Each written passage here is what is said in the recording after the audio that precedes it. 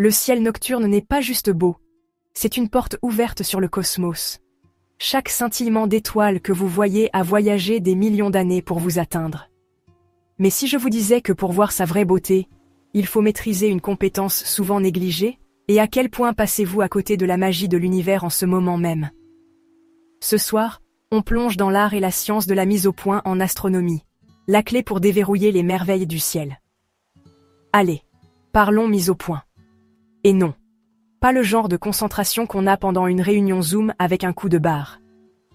Je parle du genre de précision qui vous permet de transformer un petit point flou et faible dans le ciel en quelque chose d'époustouflant, comme les anneaux de Saturne ou les cratères ombragés de la Lune.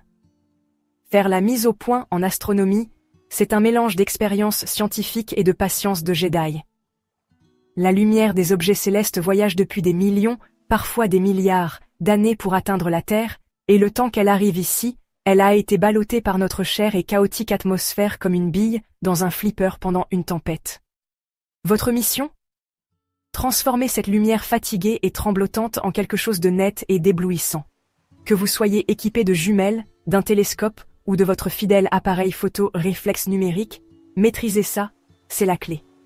Sans une mise au point correcte, même les étoiles les plus brillantes ressemblent à quelqu'un qui aurait éternué sur votre objectif. Mais quand vous y arrivez, le cosmos se transforme d'un économiseur d'écran bof en un chef-d'œuvre éclatant. Si vous faites la mise au point manuellement, c'est un peu comme essayer d'enfiler une aiguille avec des moufles. C'est délicat, mais étrangement satisfaisant quand on y arrive. Vous tournez le bouton, et voilà. Ce flou se transforme en un petit point parfait.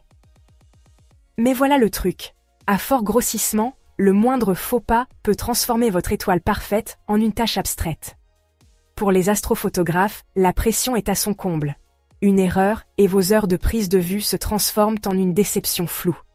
C'est là que des gadgets sophistiqués comme les moteurs de mise au point et les masques de Bahtinov entrent en jeu, vous aidant à affiner vos réglages sans provoquer de vibrations ni vous faire perdre la tête.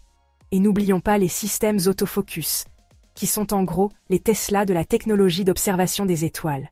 Élégants, efficaces et garantis de faire passer la mise au point manuelle pour une corvée. Bien sûr, il y a toujours quelque chose qui vient gâcher le plaisir. La turbulence atmosphérique, ce scintillement agaçant des étoiles, les changements de température qui perturbent votre équipement, ou même la bonne vieille rosée qui embue vos lentilles. Les pros apprennent à s'adapter.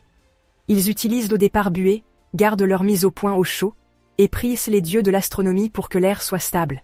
Et si vous avez déjà dû vous battre avec votre télescope pendant que vos doigts gelaient sur le métal, vous faites partie du club. Bienvenue. En fin de compte, maîtriser la mise au point est une question de patience, de pratique, et peut-être de quelques jurons murmurés dans la nuit. Mais la récompense? Un univers qui n'était autrefois qu'un vide flou devient une toile aux détails, à couper le souffle, vous connectant à quelque chose de vaste et d'intemporel. Je vous laisse en discuter dans les commentaires. Quelle est la chose la plus incroyable que vous ayez jamais vue à travers un télescope? N'oubliez pas de vous abonner si ce n'est pas déjà fait, prenez soin de vous, prenez soin de vos proches, et je vous retrouve bientôt dans une autre vidéo.